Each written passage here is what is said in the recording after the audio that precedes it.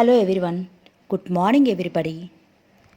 So మన Sitapati naval last part చదివేశానండి. ఇప్పుడు upload చేస్తాను. సో ఇంకొక అరగంటలో మీ ముందు ఉంటుంది. నేను చాలా ఎంజాయ్ చేసిన నావల్స్లో ఇదొక నావల్ అండి. చాలా స్వీట్గా క్యూట్గా రాశారు. సీతకేమో ప్రేమ గురించి, ఇందరికేమో పెళ్లి గురించి. ఇందరికి ప్రేమ ఉంది, సీతకి పెళ్ళి ఉంది. కానీ వాళ్ళ దగ్గర ఉన్నది కాకుండా వాళ్ళు ఇంకో దానికోసం ఎదురు చూస్తున్నారు. సీత కోరిక న్యాయమే కదండి. ఆ అమ్మాయి పెళ్లి చేసుకుంది, తన భర్త ప్రేమ కావాలని ఆశిస్తోంది. ఇందిర తన చేతులారా పెళ్ళి చేసుకోకుండా వదిలేసింది. సో ఇంకా అలాగే ఉండాలి కానీ ఇంకా ఇంకా ప్రేమ కోసం తప్పిస్తే ఎలా? ఆ వ్యక్తి ప్రేమ కోసం. యతనపూడి సులోచనారాణి గారు చాలా మంచి కాన్సెప్ట్తో ఈ కథ రాశారు. ఈ నావల్ నాకు చాలా నచ్చిందండి. మీ అందరికీ కూడా నచ్చిందని ఆశిస్తాను. ఇంకొక మంచి జంటను వెతుక్కుంటూ వెళ్ళిపోదాం. Good day. ఇందిర రత్న పెళ్లికి వచ్చింది. చంద్ర కూడా వచ్చాడు. రత్న మెడలో మంగళసూత్రం కడుతున్న బాలకృష్ణయ్యని చూసి వచ్చిన ఆహూతులంతా నవ్వుకోసాగారు. ఆయన వయస్సు 50 సంవత్సరాలు ఉండవచ్చు. నల్లగా ఉన్నాడు. పొట్ట బాగా ఉంది. రత్న విడిగా చూస్తే ముదురు పెళ్లి కూతురుగా కనిపించినా ఆయన పక్కన నాజూగ్గా అతి చిన్న వయసుగా కనిపించింది. కొంతమంది బాహాటంగానే విమర్శలు చేశారు. ఇది కేవలం డబ్బు కోసం ఆ అమ్మాయి పడిన కక్కుర్తి అన్నారు. అవురా, పిదపకాలం కదా, ఏం ఆడపిల్లలు అన్నారు కొంతమంది. రత్న కోరిక మాత్రం 100కి 100 పాళ్ళు ఫలించింది. జరీముద్ద లాంటి అతి ఖరీదైన చీర, ఒంటి నిండా మెరిసిపోయే నగలు, రత్న కళ్ళు కోరుకున్న వ్యక్తితో ప్రేమ వివాహం జరిగినట్లే మెరిసిపోతున్నాయి. మాటిమాటికి అలవోకగా చీరల్ని నగల్ని చూసుకుంటోంది. పెళ్లికి ఆయన పిల్లలొచ్చారు. ఆయన కూతుళ్ళు రత్నని తిట్టిపోయేసాగారు. మొత్తానికి ఆ పిల్లంతా నవ్వులాటగా తంతుగా జరిగింది. ఇందిర చాలా బాధ కలిగింది. రత్న ఎందుకు ఇలాంటి పిచ్చి పని చేసి నలుగురి నోళ్లలో పడింది అనుకుంది. చంద్ర ఇందిర అభిప్రాయాన్ని ఖండించాడు. ఇందిర గారు, మీరు చాలా పొరబడుతున్నారు. రత్న ఆ అమ్మాయికి కావలసింది పొందుతోంది. లోకం ఏమనుకున్నా లెక్క చేయటం లేదు. ఆ తెగింపు ఉన్న వాళ్ళకి జీవితం సుఖంగానే గడుస్తుంది. ఏ తెగింపు లేని మనలాంటి వాళ్ళమే త్రిశంకు స్వర్గంలో వేలాడతాం అన్నాడు. ఇందరికి ఆ మాటలు నిజమే అనిపించింది. ఆ అమ్మాయి ముఖంలో ఆనందం ఒకసారి చూడండి. దానికి సాటి ఏదీ లేదు. తనకు కావాల్సిందేదో తను పొందిన ఆనందం అది. కొంతమందికి జీవితంలో ప్రేమ కావాలనిపిస్తుంది. కొంతమందికి డబ్బు, కొంతమందికి అధికారం, కొంతమంది మంచితనం. అలా ఎవరు కోరుకున్నది కోసం వారు తాపత్రయపడతారు. ఒకరిని చూసి ఒకరు విమర్శించుకోవడం అవసరం లేదు. చంద్ర మనుషుల గురించి చాలా వివరంగా సానుభూతిగా ఆలోచిస్తాడనిపించింది. అలాంటి వాళ్ళతో పేచీ ఉండదు. వీళ్ళెంతసేపు ఎదుటివారిని అర్థం చేసుకుని సర్దుకుపోవాలని చూస్తూ ఉంటారు. ఇందిరా చంద్ర ఇంటికొచ్చేసరికి దూరపు బంధువైన కాంతయ్య గారు కూర్చుని ఉన్నారు. ఆయన ఇందిర వెంట లోపలికి వచ్చిన చంద్రాన్ని నిశితంగా ఆరాగా చూశాడు. పావని, ఈ అబ్బాయి ఎవరు అన్నాడు. ఇందిరతో పాటు బ్యాంకులో పనిచేస్తున్నాడు. మనవాళ్లే, చుట్టాలవుతారు అంది. పాపని పావని తీరే అంత బంధువులైనా కాకపోయినా మనవాళ్లే అంటూ బంధుత్వాలు కలిపేస్తుంది. పెళ్ళయిందా అతనికి? కాలేదు. ఆయన అతని వంక చంద్ర వంక, ఆయన ఇందిర వంక చంద్ర వంక అనుమానంగా చూశాడు. ఇందిర పెళ్లి చేసుకోదుటే అన్నాడు. చేసుకోవాలి అనుకుంటే అవుతుందా తాతయ్య? ఆ కళ్యాణ ఘడియ తోసుకురావద్దు అంది పావని కాఫీ కలుపుతూ. మనసుంటే మార్గం అదే దొరుకుతుందే. ఆ విద్యాపతిని చేసుకుంటానని అన్నావు. అతగాడేమో చక్కగా ఉన్నవాళ్ళ అమ్మాయిని చేసుకుని లక్షణంగా కాపురం చేస్తున్నాడు. మరి నీ చెల్లెలికి కూడా గంతకు తగ్గ బొంత ఏదో చూడాలి కదా. వయసు ముదిరితే ఏ రెండో పెళ్లివాణ్ణో. ఇందిర వేగంగా ఊపిరి పీలుస్తూ చకచకా ఆయన దగ్గరికి వచ్చింది. తాతయ్య, నా పెళ్లి సంగతి నీకెందుకు అంది. ఆయన కాస్త కూడా బెదరలేదు. అదేంటమ్మా, నా తమ్ముడి మనవరాలివి, నీ సంగతి నేను కాకపోతే ఇంకెవరు అడుగుతారు? అప్పుడేమో ఆ విద్యాపత్తి తిరిగావు, ఇప్పుడేమో ఈ కుర్రాడితో తిరుగుతున్నావని అందరూ అనుకుంటున్నారు. నా జీవితం నాది అంటే ఎలాగే? మన కుటుంబం గౌరవం ఒకటి ఏడిసిందిగా. పెళ్ళి ఊసి లేకపోతే ఇంటి పట్టున కూర్చో. నువ్వు ఇంట్లో కూర్చుని ఏం చేసినా ఎవ్వడికి అవసరం లేదు. మరీ బజారున పడితే ఎలా? తాతయ్య, అప్పటికే పావని అక్కడికి వచ్చింది. దాని సంగతి నీకెందుకు, ఊరుకో. ముందు ఆయనని ఈ ఇంట్లోంచి వెళ్ళమని చెప్పు. ఇంకెప్పుడు ఈ గుమ్మం తొక్కొద్దని చెప్పు. ఇందిర అరిచింది. ఇదిగో అమ్మాయి, మాటలు మర్యాదగా రాని. ఇది నీ ఇల్లా? మా పావని ఇల్లు. పావని ఇబ్బందిగా చూసింది. అందరూ అది పావని ఇల్లు అనుకుంటున్నారు. పావని అలాగే చెప్తోంది. పావని కంగారు పడింది. ఇది ఎవరి ఇల్లు అని ఇప్పుడు తర్కం వద్దు. నువ్వెళ్ళు. ఆయన ఉత్తరయ్యం చేతికిచ్చి బలవంతంగా చేయి పట్టి లేపింది. వెళ్తాలేమ్మా, వెళ్ళలేకుండా ఇక్కడేం కూర్చోను. ఏదో అయిన వాళ్ళు నా పిల్లలే కదా అని చెప్పాను అంటూ ఆయన వెళ్ళిపోయాడు. అడ్డమైన వాళ్ళని ఇంటికి చేరుస్తావు నువ్వు. వాళ్ళొచ్చి ఇష్టం వచ్చినట్లు వాగుతుంటే పడి ఉండమంటావు. ఇందిర అక్క మీద విరుచుకుపడింది. ఏదో పెద్ద అయినా నువ్వు నా నోరు ముయించగలవు కానీ లోకం నోరు ముయించగలవా? లక్షణంగా అన్ని విధాలా ఉన్నదానివి పెళ్ళెందుకు చేసుకోవు? అయినా ఆ విద్యాపతి నిన్ను ఉద్ధరిస్తాడనా? అక్క, అతని మాట ఎత్తొద్దని నీకెన్నోసార్లు చెప్పాను. ఇందిర అక్కడే నిలబడలేనట్లుగా గబాలన వెళ్ళి తలుపులు మూసుకుంది. చెప్పావే, పావని అరిచింది. చెప్తావు? నీ తోడ పుట్టి నీ కష్టసుఖాలు పంచుకున్న నాకంటే అతనే నీకెక్కువ. అతడే నిన్ను ఉద్ధరిస్తున్నాడని.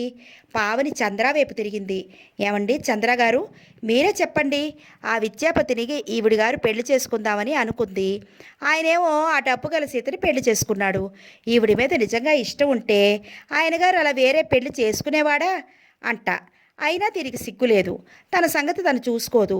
ఇంకా అతన్ని పట్టుకుని వేలాడతానంటుంది. తను నలుగురిలో నవ్వుల పాలయ్యి మమ్మల్ని నవ్వుల పాలు చేస్తోంది. చిచి, ఎక్కడికైనా వెళ్ళాలంటే భయంగా ఉంది. అదే లోకం సంగతి మనకి అవసరం లేదు, కానీ లోకానికి మన సంగతి కావాలి కదండి. మీరే చెప్పండి. ఇప్పుడు నేను అన్నదాంట్లో తప్పేమైనా ఉందా? ఆ విద్యాపతిని మర్చిపోయి వేరే పెళ్లి చేసుకోవే అమ్మా. నీకేం తక్కువ? నీ జీవితం ఎందుకు వృధా చేసుకుంటావు అంటాను. అదేనండి నేను అనే మాట. మీరే న్యాయం చెప్పండి. చంద్ర విమూఢుడైనట్లు చూస్తున్నాడు. విద్యాపతి, ఇందిర, మై గాడ్, అతని తల తిరుగుతోంది. తనకింతవరకు మాట మాత్రం కూడా తెలియదే. అతని కళ్ళ ముందు ఏవేవో దృశ్యాలు తిరుగుతున్నాయి. తెలివిగల ఇందిర, ఆరోగ్యంగా అందంగా ఉండే ఇందిర, మంచి ఉద్యోగం, ఇల్లు, అన్ని ముఖ్యమైన వసతులు జీవితంలో ఉన్నా ఏమీ లేనట్లుగా దీనంగా పేలగా ఇందిర ఎందుకుంటోందో ఇప్పుడు అతనికి అర్థమవుతోంది. సీత పట్ల విద్యాపతి ముభావం, సీత కళ్ళలో అసంతృప్తి. మై గాడ్, అతను తల పట్టుకుని సోఫాలో కూర్చున్నాడు. అంటే అన్నీ తప్పే. కళ్ళుండి కూడా గుడ్డివాళ్ళలా చూస్తూ ఊరుకోమంటుంది. నేను ఊరుకుంటూనే ఉన్నాను. లోకాన్ని ఊరుకోమంటే ఊరుకుంటుందా? వంట ఇంట్లోకి వెళ్ళి గిన్నెలు సర్దుతున్న పావని బిగ్గరగానే సణుక్కుంటోంది. చంద్ర చాలాసేపు అలాగే కూర్చుండిపోయాడు. అతను తల తిప్పి తలుపులు మూసి ఉన్న ఇందిర గదివైపు చూశాడు. ఒక్క క్షణం వెళ్ళి ఆ తలుపులు బద్దలు కొట్టి అయినా సరే తెరిచి ఇందిర దగ్గరికి వెళ్ళి మాట్లాడాలనిపించింది. ఫూల్, యూ ఫూల్, నేను చేసిన తప్పునే నువ్వు చేస్తున్నావు. నేర్చుకో, నా అనుభవం నుంచి నువ్వు నేర్చుకో. నా జీవితం మనది, ఎవరి కోసము ఇది వృధా. ఈ జీవితం మనది, ఎవరి కోసము ఇది వృధా చెయ్యకూడదు. నువ్వు పిచ్చి మమకారంలో పడి అతి విలువైన కాలాన్ని వృధా చేసుకుంటున్నావు అని చెప్పాలనిపించింది. ఇందిర అంటే ఆ క్షణంలో అతనికి చెప్పలేనంత కోపంగాను జాలిగాను కూడా అనిపిస్తోంది. కోపం, జాలి సమపాళలో నిండిన భావన అది. అతనికి ఇందిర స్థితి అర్థమైంది. ఇందిర భయంకరమైన ఒంటరితరపు సమాధిలో ఇరుక్కుపోయింది. దాని నుంచి ఆమెను లేవనెత్తాలి. అలా ఎత్తాలి అంటే ఇందరికీ తనకి మధ్య ఉన్న స్నేహం సరిపోతుందా? అంతకంటే ఇంకో భావం లేదా? ముందు తన మనసు ఏమిటో తను తెలుసుకోవాలి. ఇందిరా విద్యాపతి, మై గాడ్, అతను ఊహించలేని ఈ నిజం తల తిరిగిపోతున్నట్లుగా ఉంది. ఇందిరని మరింత దగ్గరగా తీసుకోవాలా, లేక వీపు తిప్పి ఆమె ముఖం చూడనట్లు తిరిగి వెళ్ళిపోవాలా? అతనికి చాలా ఈర్ష్యగా ఉంది, సానుభూతిగా కూడా ఉంది. ఇందిర ఇంకొకరిని ఇష్టపడుతోందన్న సత్యం భరించలేకపోతున్నాడు. ఇందిరని మూసి ఉన్న ఆ గది తలుపుల నుంచి యువతలికి లాగాలి. మళ్ళీ మళ్ళీ అదే భావం. అతను అక్కడ నిలబడలేకపోయాడు. ఈ రోజుల్లో పిల్లలకి ఏమీ చెప్పలేమండి. అంతా వాళ్ళ ఇష్టం అంటారు. వాళ్ళకేమీ తెలియదు. అనుభవాలు ముట్టికాయలు తగిలి పొప్పిలు కడితే గాని జీవితం అంటే అర్థం కాదు. కాఫీ కప్పుతో వచ్చిన పావని హాలు ఖాళీగా ఉండటం చూసి ఆగిపోయింది. చంద్ర లేడు, వెళ్ళిపోయాడు. ఇందిర గది తలుపులు మూసి ఉన్నాయి. పావనికి తెలుసు, ఇందిర కనీసం ఒకరోజైనా అన్నం తినదు, నీళ్లు తాగదు. విద్యాపతి పేరు ఎవరైనా ఎత్తి ఏదైనా అంటే దానికి అంత కోపం. పావని నిట్టూర్చి లోపలికి వెళ్ళిపోయింది. అయ్యయ్యో అన్నయ్య చూసావా వదిన ఏం చేసిందో? విద్యాపతి చెల్లెలు పరిగెత్తుకుంటూ వచ్చింది. పేపర్ చూస్తున్న విద్యాపతి కంగారుగా తలెత్తాడు. ఏం చేసింది అన్నాడు. కుందేళ్లని వదిలేసింది. చిలకని పెట్టే పంజరం తలుపు తెరిచేసింది. మమ్మల్ని అదేదో కుక్కల్ని సాయం చేసే సంఘం ఉందంట, కుక్కల్ని దానికి ఇచ్చేసింది. విద్యాపతి పేపర్ మడిచి పక్కన పెట్టాడు. సరే నువ్వు వెళ్ళి చదువుకో అన్నాడు. చెల్లెలు వెళ్ళలేదు. అన్నగారు చేతిని పట్టుకుని దీనంగా చూస్తూ అడిగింది. అంతేకాదు నాకిప్పుడు పిలిచి ఏం చెప్పిందో తెలుసా? ఏం చెప్పింది? నేను చిన్నన్నయ్య చెల్లాయి హాస్టల్లో ఉండి చదువుకోవాలంట. ఎందుకు? ఈ పనులన్నీ చూసే ఓపిక తనకి లేదంట. తనకి విశ్రాంతి కావాలంట. సరే అలాగే చేస్తానులే. అన్నయ్య నేను హాస్టల్కి వెళ్ళను. నువ్వు వదినతో చెప్పవు? చెప్తాలే. వదినకి నేను అస్సలు విసిగించను. ఏది కావాలని మేమెవ్వరము అడగము. ఫస్ట్ క్లాస్ వచ్చేటట్టు చదువుకుంటాం. హాస్టల్కి వెళ్ళమన్నయ్యా. అలాగే అన్నానుగా. చెల్లెలి పంపేసరికి అతని తలప్రాణం తోక్కొచ్చింది. కొద్దిసేపు అయిన తర్వాత విద్యాపతి సీత గదిలోకి వచ్చింది. సీత అక్కడ టేబుల్ దగ్గర కూర్చుని ఉత్తరం రాసుకుంటోంది. సీత పిలిచాడతను. సీత ఆ పిలుపు వినగానే ఉలికిపాటుగా తలెత్తి చూసింది. అతన్ని చూడగానే రాయటం ఆపిచేసి పెన్ను పక్కన పెట్టింది. కుర్చీలో కూర్చుని ఉన్నదల్లా లేచి నిలబడింది. విద్యాపతి లోపలికి రాలేదు. గుమ్మం బయటే నిలబడ్డాడు. సీత అతన్ని లోపలికి వచ్చి కూర్చోమని అడగలేదు. అతను గుమ్మం మీద చెయ్యి ఆనించి అడిగాడు. కుందేళ్ళని వదిలేశావట, కుక్కల్ని డాగ్స్ కేర్ సెంటర్కి ఇచ్చేశావట, ఏంటి? సీత మాట్లాడలేదు. తల వంచుకుని నిలబడింది. అవంటే నీకెంత ప్రాణమో అందరికీ తెలుసు. అవి కూడా అంతే. నువ్వు వేస్తే గాని మేత తినవు. ఎందుకలా చేశావు? నోరు లేని వాటిని ఎందుకు బాధ పెట్టావు? సీత చివ్వున తలెత్తింది. బాధ బాధ అవెందుకు పడతాయి? హాయిగా స్వేచ్ఛగా ఉంటాయి. నేనే వాటిని ఇన్నాళ్ళు తెలియక నా ప్రేమ పాతంలో కట్టి పారేశాను. మనిషి దేనిని బంధించి ఉంచకూడదు. దానివల్ల ప్రయోజనం లేదు. ఆ సత్యం నాకిప్పుడే తెలిసింది. అతడు క్షణంసేపు మాట్లాడలేదు. సీత మళ్ళీ తనే అంది. ఆ కంఠంలో వైరాగ్యం, నిర్లిప్తత ఉన్నాయి. ఒకప్పుడు నా గుండెల నిండా ప్రేమ ఉండేది.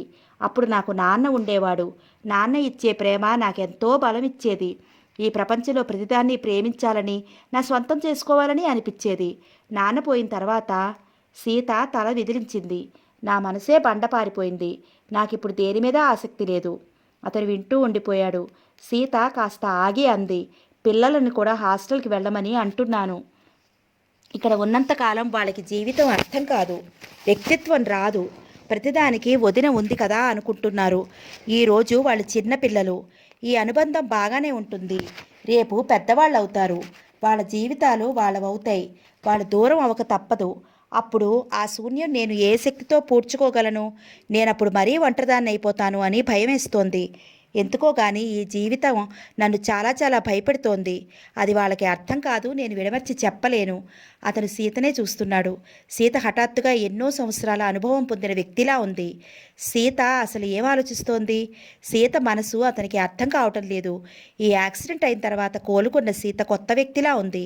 విద్యాపతి పట్ల సీత ప్రవర్తనలో నిర్లిప్తత, దూరం స్పష్టంగా కనిపిస్తున్నాయి. నాతో ఇంకేమైనా పనుందా అని అడిగింది.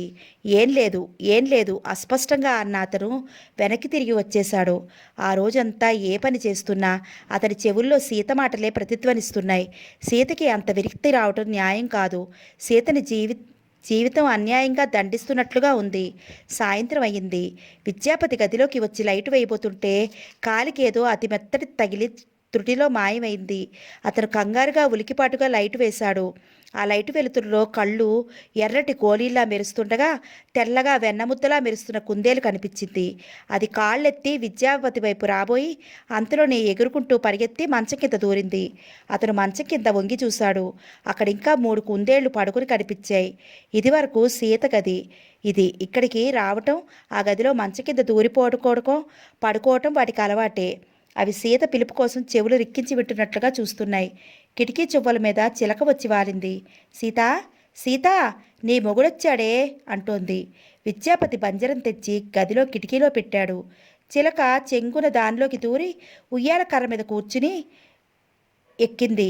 విద్యాపతి దగ్గరికి వచ్చినా అది ఎగిరిపోలేదు. తన స్థానం అదే అన్నట్లు దాని మీద కూర్చుని ఊగుతోంది. విద్యాపతి మెల్లగా పంజరం తలుపు మూశాడు. మంచం కిందకి వంగి కుందేళ్లు పట్టుకుని వాటిని చెక్కపెట్టెలో మూసి పచ్చగడ్డి గోరుచిక్కుడుకాయలు వేశాడు. డాగ్ కేర్ సెంటర్కి ఫోన్ చేశాడు. కుక్కలు బిస్కెట్స్ తినటం లేదట, నీళ్లు తాగటం లేదట, వాటిని వెంటనే పంపేయమని చెప్పాడు. నౌకర్ని తీసుకురావటానికి పంపాడు.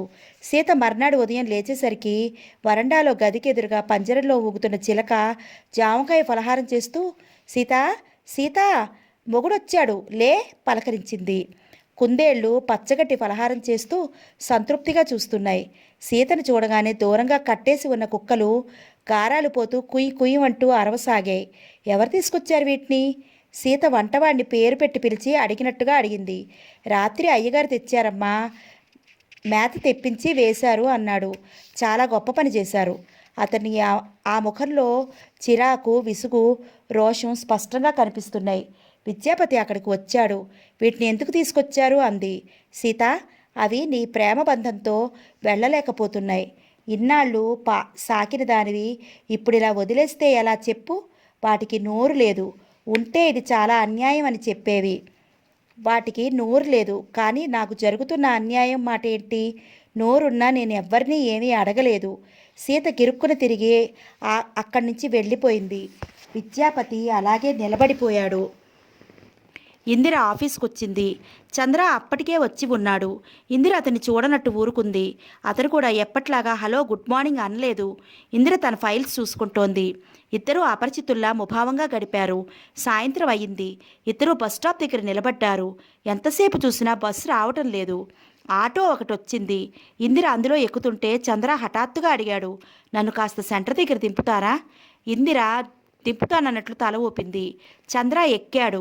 ఇద్దరూ దోవలో ఒక్క మాట కూడా మాట్లాడుకోలేదు. సెంటర్ రానే వచ్చింది. ఇందిర ఆటోని ఆగమని చెప్పింది. చంద్ర కమ్మి పట్టుకుని దిగుతూ థ్యాంక్ యూ అన్నాడు. నో మెన్షన్ అంది. అతను దిగిపోయాడు. ఆటో వెళ్ళిపోయింది. ఇందిరకి అతను చెయ్యి ఊపబోయాడు. కానీ ఇందిర అతని వైపు కాకుండా ఎటో చూస్తుండడం వల్ల మళ్ళీ ఆగిపోయాడు. అతని ముఖం చిన్నపోయినట్లుగా, బాధని దిగమింగుకున్నట్లుగా ఉంది. ఇందిర ఇంటికొచ్చేసింది. ఎంత వద్దు అనుకున్నా చంద్ర ముభావం గుర్తుకొస్తోంది. ఈ మధ్య అతని రాక వల్ల తనకి అనుకోకుండా టైం ఇట్టే గడిచిపోతోంది. 3-4 రోజుల నుంచి చంద్ర రాకపోవటం వల్ల ఇంట్లో సందడి లేదు. ఫోన్ మోగటం లేదు. ఇందిరికి ఉన్న ఒక్క ఫ్రెండు దూరం అయినట్లుగా ఉంది. ఇంటికి వచ్చిన ఇందిర ముఖం, కాళ్ళు, చేతులు కడుక్కుని బట్టలు మార్చుకుంది. పావని ఉప్మా చేశాను తినమంటే ఆకలి లేదు వద్దని తిరస్కరించింది. కూట్లో ఎప్పుడో సగం అల్లి వదిలేసిన ప్లాస్టిక్ వైర్ తీసుకుని మంచం మీద కూర్చుని బుట్ట అల్లసాగింది. జీవితం ఇంత స్తబ్దంగా ఉందేంటి? దేని మీద ఆసక్తి లేదు. ఇదివరకు కొత్త సినిమా రిలీజ్ అయితే మొదటి ఆట చూసి తీరాలని పట్టుదలగా ఉండేది. ఎప్పుడూ సరదాగా నవ్వుతూ తుళ్ళుతూ తిరిగేది. ఇందిర కిటికీలో నుంచి చూసింది. అవే చెట్లు, అదే ఆకాశం. అవి అలాగే ఉన్నాయి. తనలోనే ఏదో మార్పు వచ్చేసింది. ఇదివరకు వాటిని చూస్తే రకరకాలుగా సంతోషం కలిగేది. ఆకాశంలో పరిగెత్తే మేఘాలు చూస్తే ఎంతో ఆనందం కలిగేది. విద్యాపతికి చూపించేది. అతను నవ్వేవాడు. ఆ మేఘాల్లో ఏది నువ్వు, ఏది నేను అనేవాడు. ప్రక్కప్రక్కన జంటగా వెళ్లే ఆ చేపల్లాంటి మేఘాలు మనం అనేది. ఒకటి ముందు మరోటి వెనక ఉన్నవి తను ఒప్పుకునేది కాదు. ఎందుకంటే ఇద్దరూ సమానంగా పక్కపక్కన నడవాలి. ఒకరు ముందు మరొకరు వెనక ఉండకూడదు. ఈ మాటలు విని విద్య నవ్వేవాడు. పిచ్చమ్మాయి అంటూ ముక్కు పొట్టి ఊపేసేవాడు. హలో, గుడ్ ఈవినింగ్, నేను లోపలికి రావచ్చా? గుమ్మం నుండి వినిపించింది. ఇందిర ఉలికిపాటుగా తలెత్తి చూసింది. గుమ్మంలో చంద్ర నిలబడి ఉన్నాడు. ఏంటి కొత్తగా అడుగుతున్నారు? రండి అంది ఇందిర. మీరు నాకు కొత్తగా కనిపిస్తున్నారు అందుకని అన్నాడు లోపలికి వస్తూ. ఇందిర నిజమా అన్నట్లు చూసింది. అతను నిజంగా సుమా అన్నట్లు కళ్ళతోనే తెలియజేశాడు.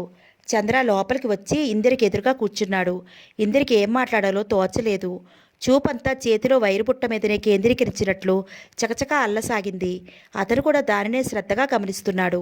ఇద్దరి మధ్య మాటలే లేనట్లుగా మౌనం అడ్డుగోడగా నిలిచింది.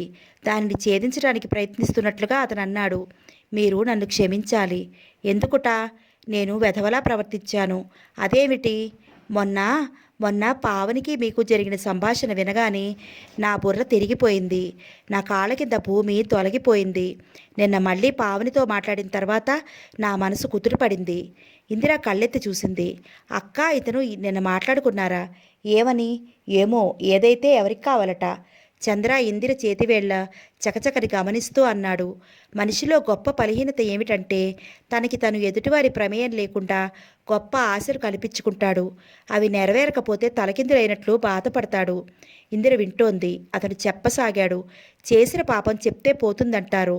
మీ ప్రమేయం లేకుండా నేను కొన్ని ఆలోచనలు చేశాను. మీ జీవితంలో ఎవ్వరూ లేరు అనుకున్నాను.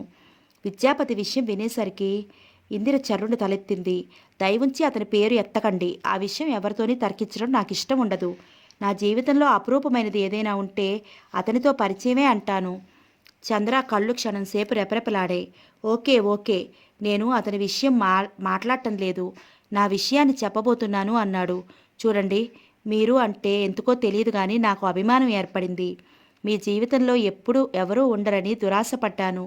ఇలాంటి ఆశ నేనేం కల్పించలేదే. అఫ్కోర్స్ అది నిజమే. చెప్తున్నాగా, మనిషి ఎదుటివారి ప్రమేయం లేకుండా గొప్ప ఆశలు పెంచుకుంటాడని. దాని ఫలితం కూడా ఎప్పుడో ఒకసారి అనుభవించక తప్పదు అని తెలుసుకున్నాను. మొన్న ఇక్కడి నుంచి నేను ఇంటికి వెళ్ళలేదు. పిచ్చి పట్టినట్టుగా ఎక్కడెక్కడో తిరిగాను. అన్నం తినలేదు, నిద్రపోలేదు. మనసంతా తిక్కతిక్కగా అనిపించింది. నా మీద నాకే చాలా కోపం వచ్చింది. నేను ఒక ఈడియట్ని అనుకున్నాను. నీరసపడిపోయాను. ఇంటికొచ్చి మంచం మీద లంకనాలు చేసిన వాడిలా పడిపోయాను. మా పిన్ని కూతురు కంగారు పడింది. అమ్మకి ఉత్తరం రాయినా అంది. వద్దన్నాను. చివరికి ఆ పొంగు చల్లారింది. ఉప్పెన వచ్చి తగిన భూమిలా అయింది నా మనసు. అసలు నేను ఇంతకెంత బాధపడుతున్నాను అని నన్ను నేను నిలదీసుకున్నాను. సుజీ విషయం చెప్తే మీరంత సానుభూతిగా శ్రద్ధగా విన్నారే. మీలో రవ్వంత కూడా మార్పు లేదు. పైనుంచి ఇంకాస్త ఆత్మీయులయ్యారు. అలాంటిది నేను విద్యాపతి విషయం వినగానే ఎందుకు అలా అనాలి? ఆ పేరు వినగానే మళ్ళీ తలెత్తి చూసింది. చంద్ర చేతులు చాపి అన్నాడు. దయుంచి అలా చూడకండి. మీ స్నేహితుడిగా మీ జీవితంలో ఉన్న ప్రతి వ్యక్తి గురించి మాట్లాడే అధికారం నాకుంది అనుకుంటున్నాను. నేనేం చెప్తున్నాను? మీ విషయమే ఆలోచించాను.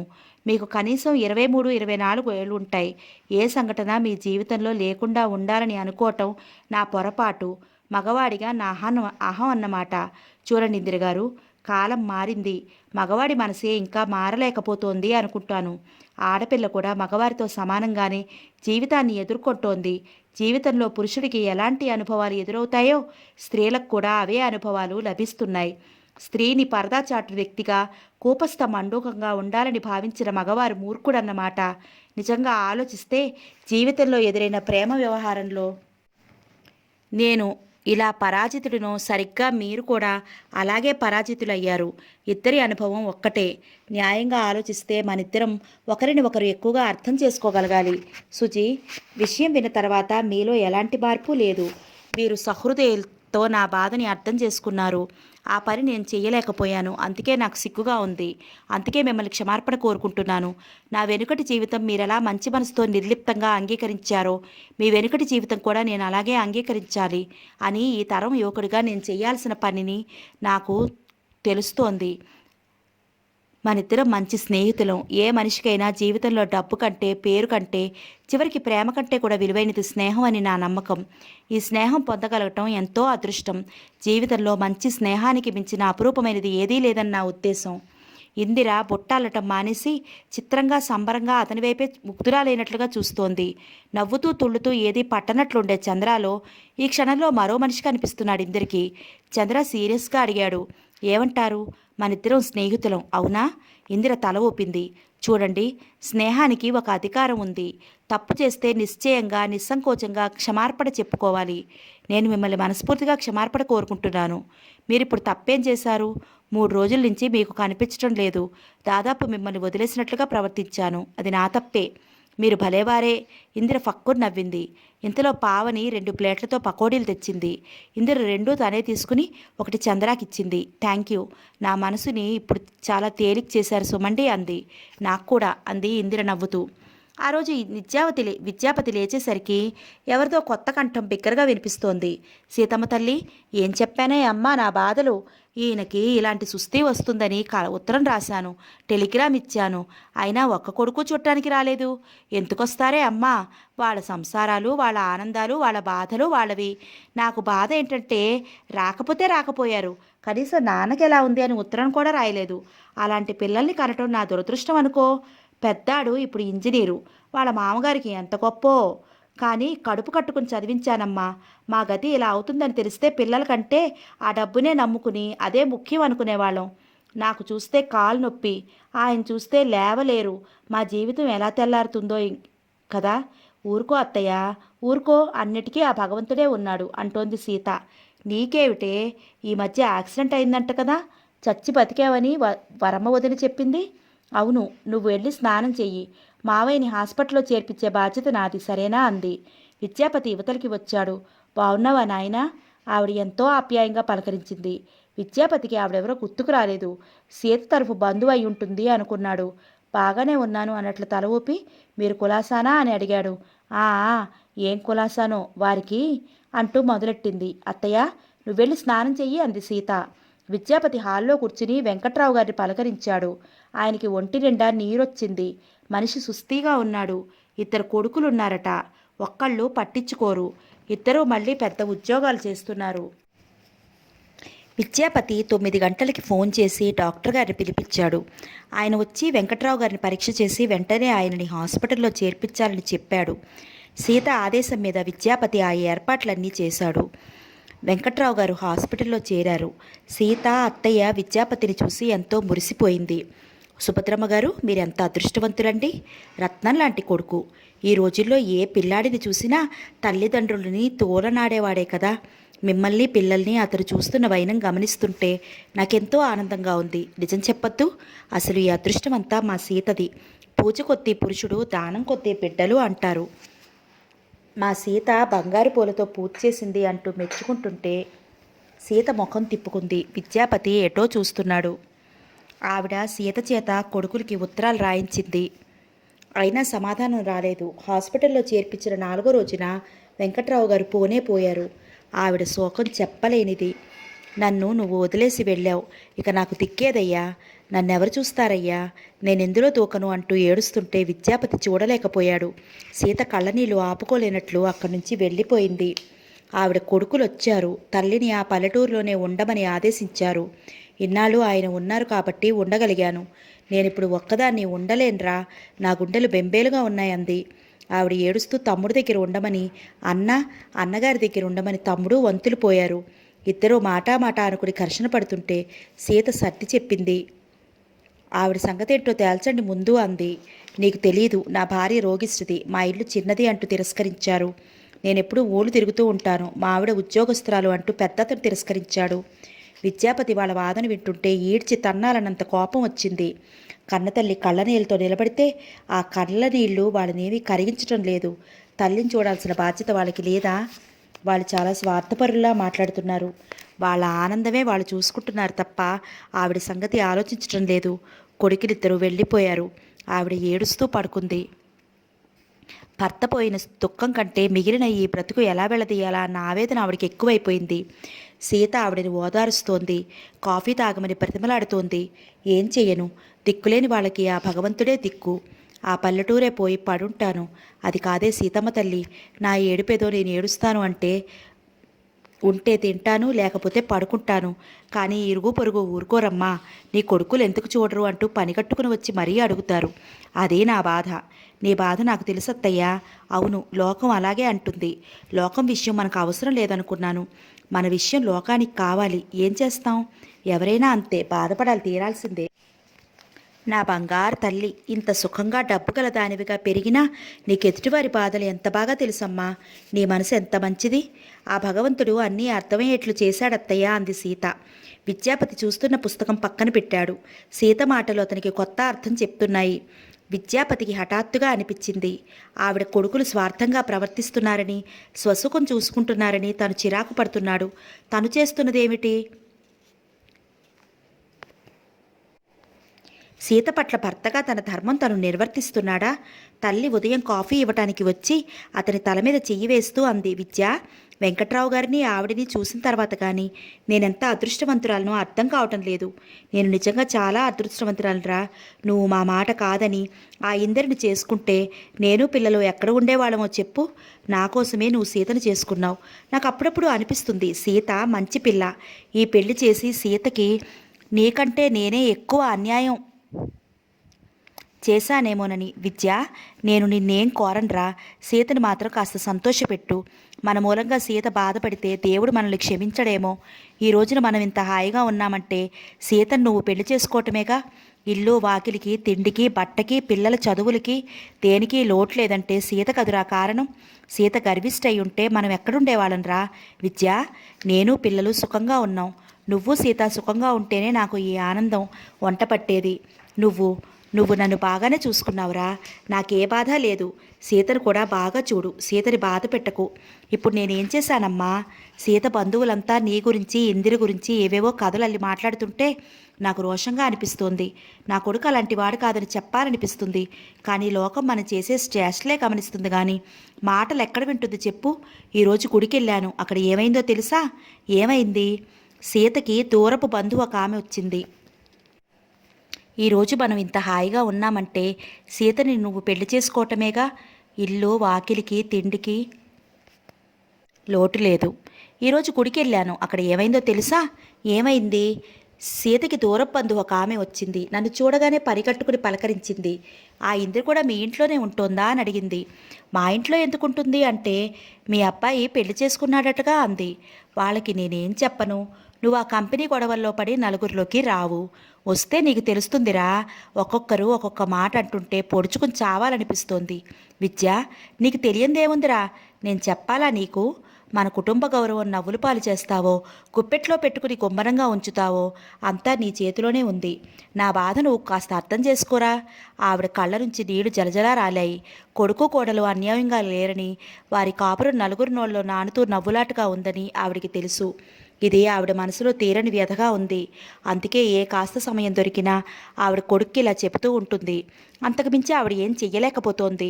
ఒక్కోసారి ఈ పెళ్లి చేసి అటు కొడుకుని ఇటు సీతని కూడా బాధ పెట్టిన దాన్ని అయ్యాను కదా. ఇదంతా అసలు నాదే తప్పు అని కుమిలిపోతుంది. వెంకట్రావు గారి మరణం కూడా విద్యాపతికి కొత్త సత్యం తెలిపినట్లయింది. కొడుకులు తల్లి పట్ల బాధ్యత నెరవేర్చలేదని స్వసుఖం చూసుకుంటున్నారని తను వాళ్ళని గ్రహించాడు. తను చేస్తున్న పనేంటి? సీత పట్ల తన ప్రవర్తన స్వార్థంగా లేదా? బాధ్యత విస్మరించి స్వసుఖాన్వేషణ తను చెయ్యటం లేదా? విద్యాపతి ఆఫీసుకు వచ్చాడు. అతను ఇక్కడ కాలు పెట్టి దాదాపు 20 రోజుల పైగా అవుతోంది. ఆ రోజు సీతకి యాక్సిడెంట్ అయిందని తెలిసి హాస్పిటల్కి వెళ్ళిన క్షణం నుంచి నిన్న మొన్న సీత మామూలుగా బయటికి వెళ్ళి తిరిగేంత వరకు అతను ఇంటి పట్టునే ఉండిపోయాడు. కాలం అతని నమ్మకాల మీద ఆలోచనల మీద ఉత్తుంగ తరంగల్లా ఎగిసిపడింది.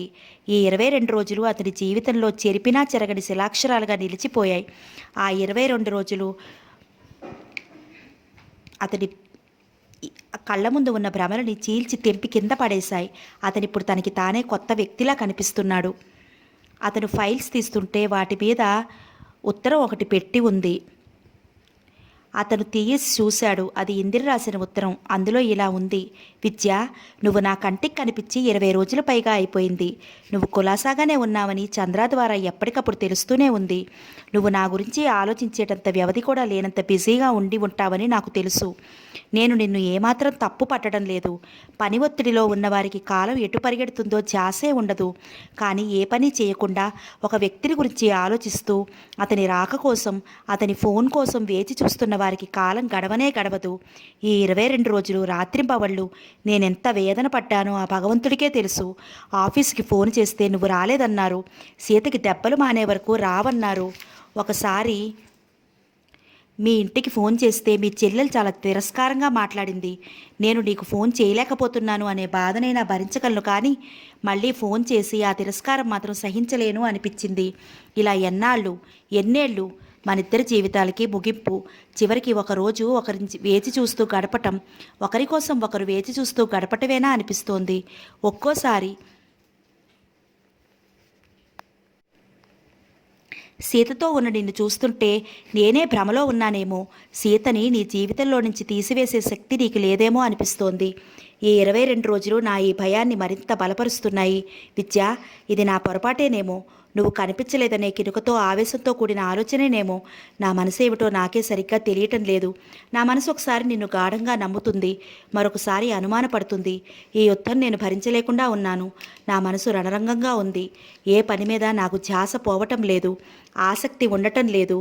నా జీవితమే నాకు విసుగ్గా భారంగా ఉంది.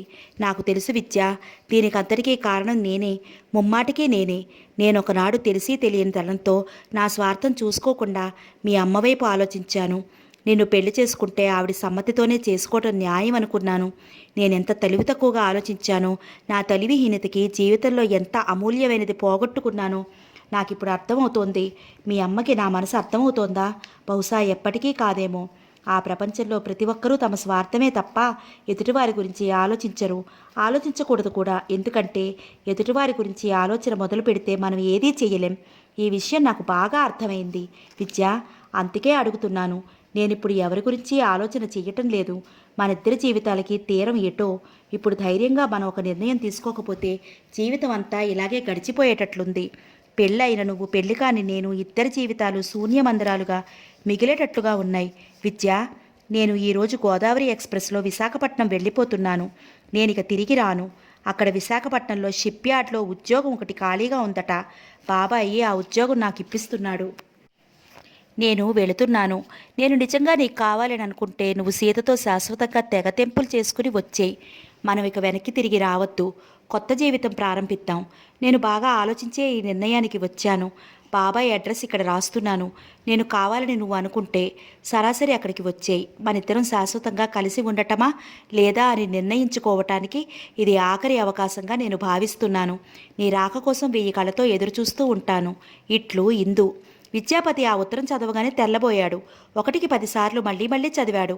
అతను ఇందిరికి ఫోన్ చేయబోతుండగా మేనేజర్ వచ్చాడు. సార్, బెంగళూరు నుంచి హయగ్రీవాచారి వచ్చారు అన్నాడు. అతను చెప్తుండగానే హలో, గుడ్ మార్నింగ్ చెయ్యి చాస్తూ బట్టతల ఆయన లోపలికి వచ్చాడు. విద్యాపతి కుర్చీలో నుంచి లేచి ఆయనతో కరచాలనం చేశాడు. 12 గంటలయ్యింది. హయగ్రీవాచారి లంచ్ అయిన తర్వాత వెళ్ళిపోయాడు. విద్యాపతి టేబుల్ దగ్గరికి వచ్చి కూర్చున్నాడు.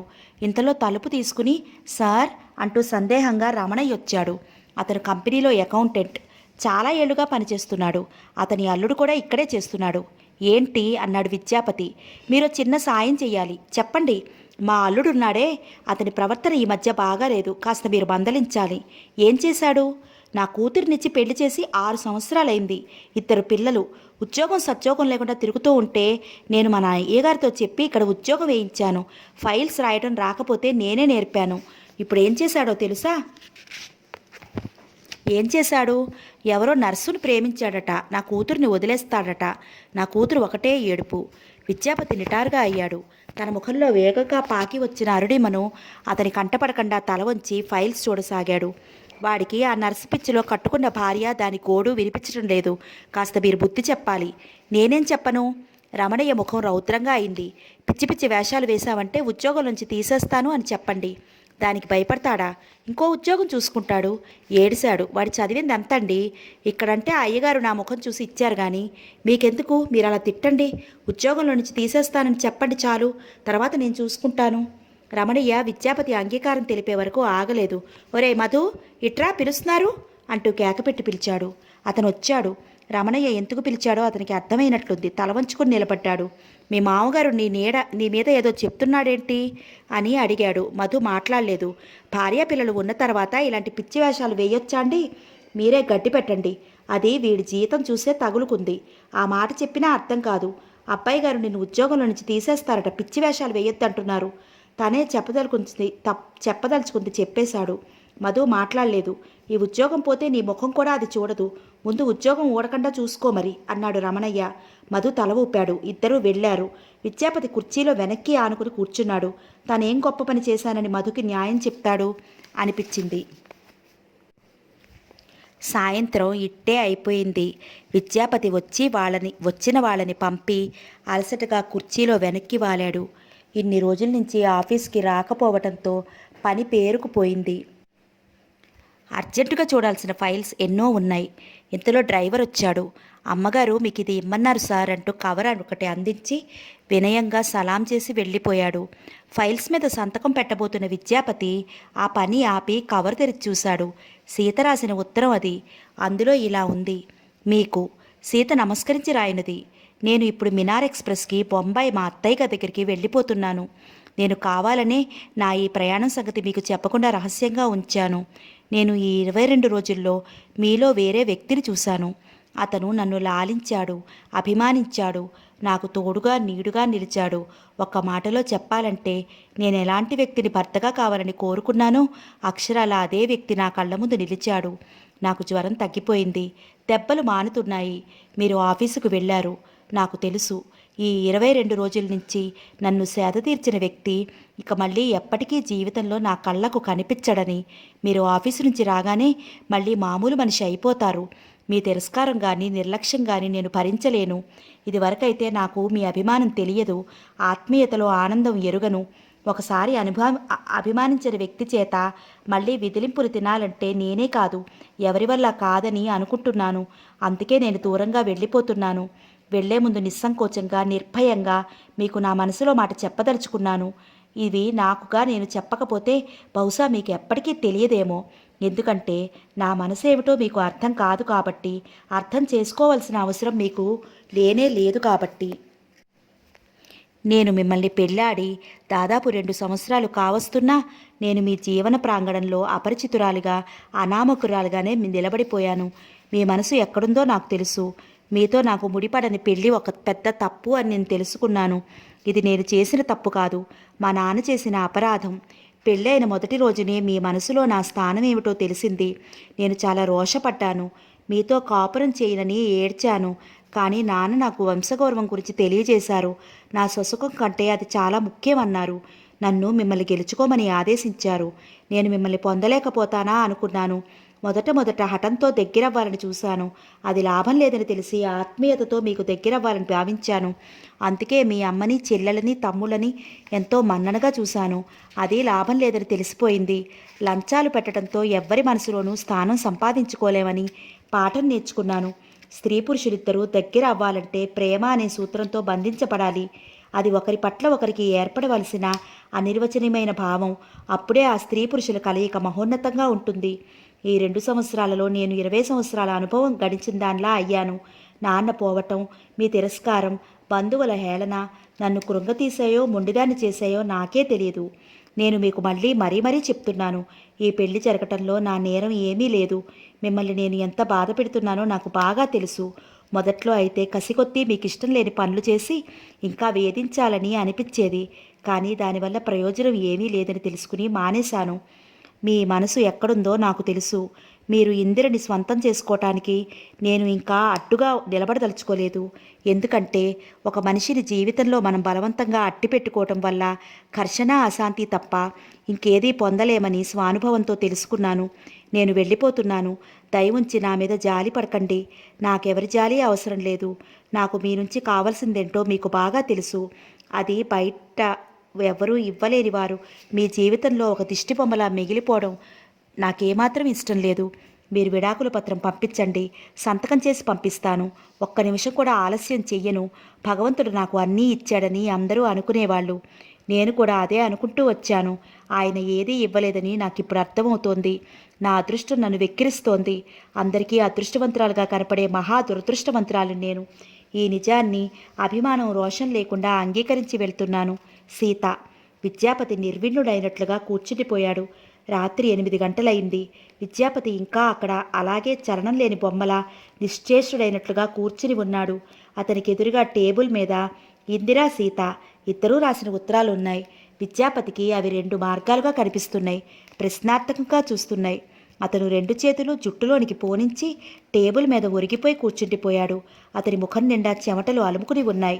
అతని ఆంతర్యం తీవ్రమైన ఘర్షణకి గురి అయినట్లుగా ఉంది.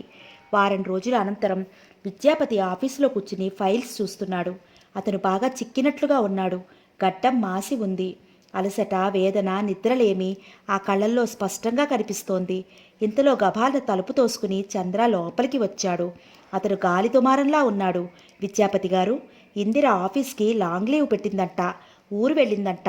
ఏ ఊరో చెప్పమంటే ఎంత అడిగినా వాళ్ళ అక్క చెప్పటం లేదు. మీకేమైనా తెలుసా? అతని ముఖం చాలా ఆదుర్దాగా ఉంది. విద్యాపతి అతని కూర్చోమని సైగ చేశాడు. కానీ అతడు కూర్చోలేదు. రెస్ట్లెస్గా చేతులు తిప్పుతూ అన్నాడు, నేను ఊళ్ళో లేనండి. ఈ ఉదయమే వచ్చాను. ఇందిర అలా వెళ్ళిపోయిందంటే ఏదో పెద్ద కారణమే ఉండి ఉంటుంది. ఏదో బాధ కలగకపోతే అలా చెయ్యదండి. విద్యాపతి అతని ఆదుర్దా నిండిన ముఖాన్ని తదేకంగా పరీక్షగా చూస్తూ, తెలుసుకుని మీరేం చేస్తారు అన్నాడు. ఏం చేస్తానా? అదేంటండి, నాకు చేతనైతే ఆ బాధ తీరుస్తాను, లేకపోతే ఓదారుస్తాను. ఆవిడంటే నాకు ఇష్టం. I like her very much. ఆవిడ ఫ్రెండు నేను. అసలు నేను ఊరిలో ఉన్నట్టయితే అలా వెళ్ళగలిగేదా? వెళ్ళనిచ్చేవాణ్ణా?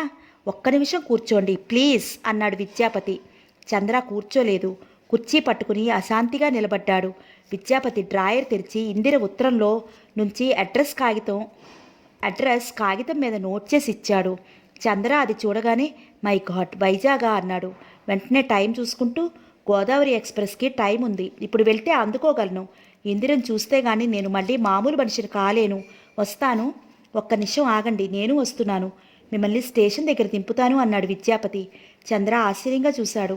విద్యాపతి అతన్ని గమనించినట్టే లేచి కారు తాళాలు తీసుకున్నాడు. ఇద్దరు స్టేషన్కి వచ్చారు. దోవలో చంద్ర కానీ విద్యాపతి కానీ ఒక్క మాట కూడా మాట్లాడుకోలేదు. విద్యాపతి చంద్రాన్ని స్టేషన్ దగ్గర దింపాడు.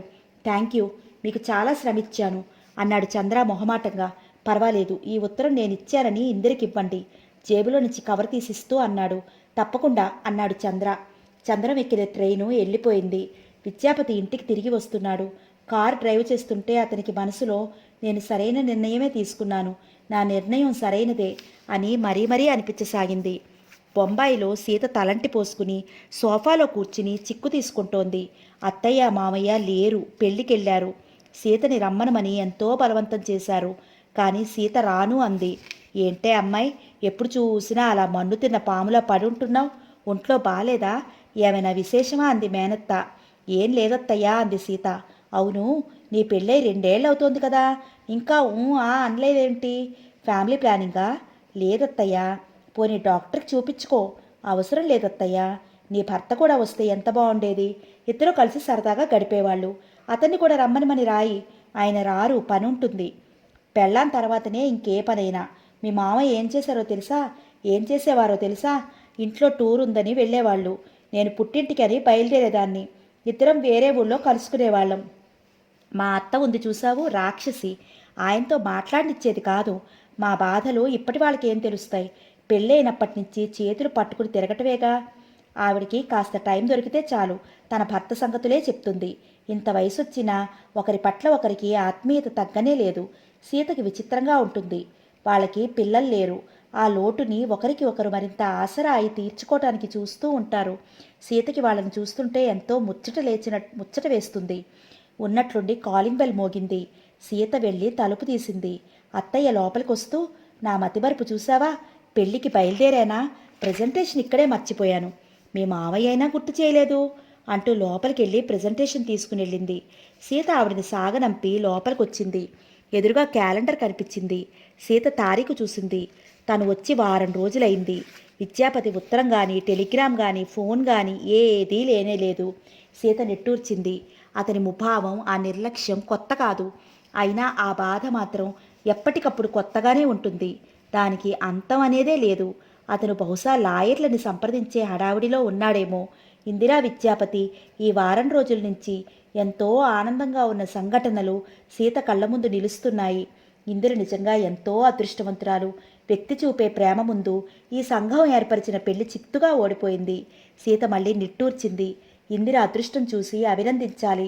ఈ ప్రపంచంలో మనిషికి ఏమి ఉన్నా లేకపోయినా అదృష్టం అనేది అండగా ఉంటే చాలు.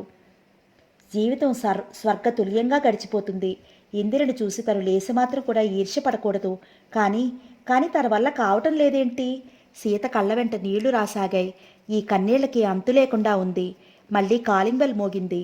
అత్తయ్య మళ్ళీ ఏదో మర్చిపోయింది కాబోలు. మళ్ళీ వచ్చింది. సీత కళ్ళు తుడుచుకుని వెళ్ళి తలుపు తీసింది. ఆవిడ వైపు సరిగ్గా చూడకుండానే యువతలికి రాబోయింది.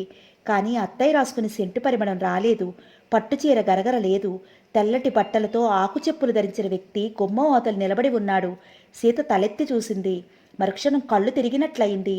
గుమ్మంలో విద్యాపతి నిలబడి ఉన్నాడు. ఒక్క క్షణం ఇద్దరూ ఒకరినొకరు అలాగే చూస్తూ ఉండిపోయారు. లోపలికి రావచ్చా? అస్పష్టంగా అడిగాడతను.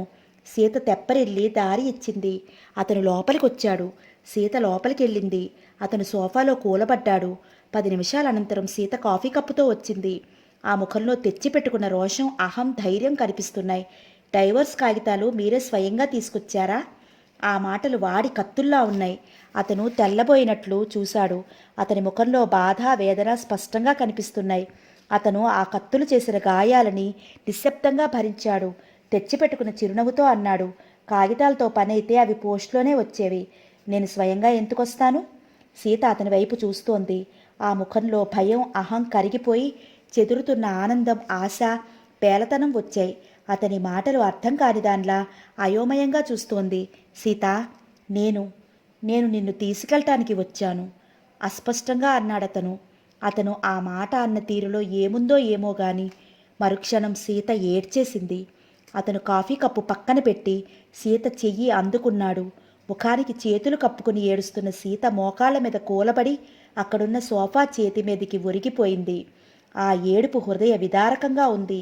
విద్యాపతి దవడ ఎముక కదలాడింది. అతను ఏమీ చెప్పలేదు. జరిగి సీత తలని ఒడిలోకి తీసుకున్నాడు. సీత ఏడుపు మరింత ఎక్కువైంది. అతనేమీ చెప్పలేదు. సీతని మరింత దగ్గరికి తీసుకుని చెంపలు, జుట్టు నిమురుతూ ఉండిపోయాడు. ఆత్మీయత నిండిన అతని స్పర్శతో సీతకి ఎన్నో ప్రశ్నలకి సమాధానం లభించసాగింది.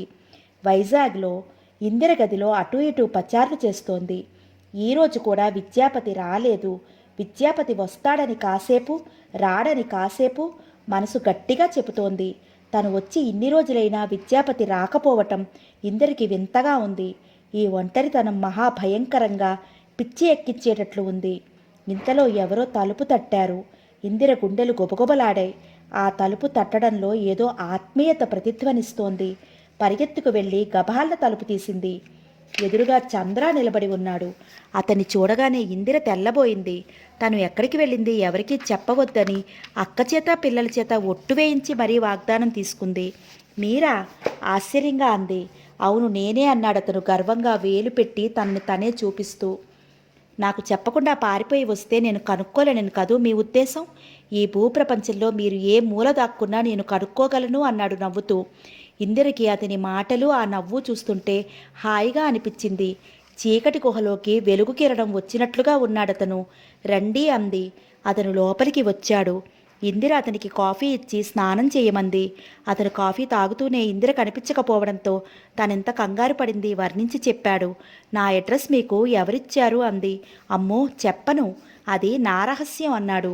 అతను స్నానానికి వెళ్ళబోతూ, మర్చిపోయానండోయ్, మీకు విద్యాపతి గారు ఉత్తరం ఇమ్మనిచ్చారు అంటూ షర్టు జేబులో నుండి తీసి ఇచ్చి స్నానానికి వెళ్ళిపోయాడు. ఇందిర కనుబొమలు ముడిపడ్డాయి.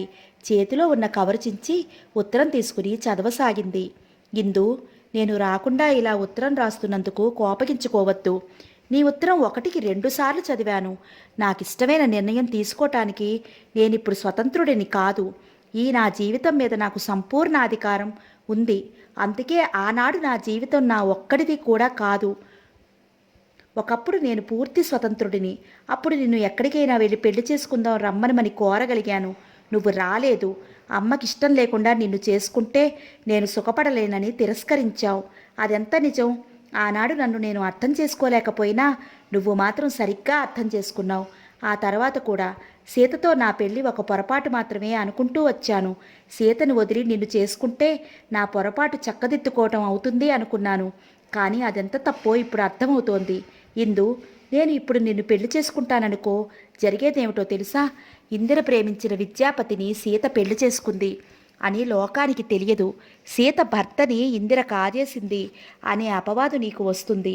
ఈ పెళ్లి వల్ల అపవాదు, అశాంతి తప్ప మిగిలేది ఏదీ ఉండదు. నేను నీకు జీవితంలో ఇవ్వాలని అనుకున్నది అది కానే కాదు. ఇది నేను నీకు చేసే అన్యాయమే అవుతుంది తప్ప న్యాయం ఏమాత్రం కాదు. అటు సీత సంగతి ఆలోచిస్తే నన్ను పెళ్లి చేసుకోవటం సీత తప్పేమీ కాదు. ఇప్పుడు నా దోవ నేను చూసుకుంటే సీత జీవితం ఏమవుతుంది? మగవాడిగా నేను ఈ పెళ్లి దులిపేసుకుని నిన్ను చేసుకుని సుఖంగా ఉండొచ్చు. కానీ సీత అలా చేసుకోగలదా? భర్త వదిలిన యువతిని ఆదరించి సానుభూతి చూపించే సమాజమా మనది? కాదు, కానే కాదు. అంటే నేను చేసిన పొరపాటికి సీత జీవితం బలిపడుతున్నానన్నమాట. ఈ 2 సంవత్సరాలు నేను నాకు తెలియకుండానే సీతని హింసించాను. ఇందు, నీకు తెలియదు.